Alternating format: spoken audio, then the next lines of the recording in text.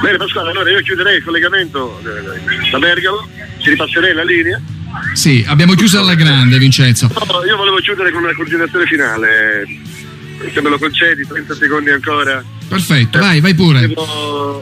Volevo dire solamente che l'Italia ha questo patrimonio, tra i tanti patrimoni, ha un patrimonio che si chiama Valerio Scanu, e che è un cantante che si sta cercando di farsi strada in questa terribile giungla che è la musica italiana, che non è facile, lo sappiamo tutti.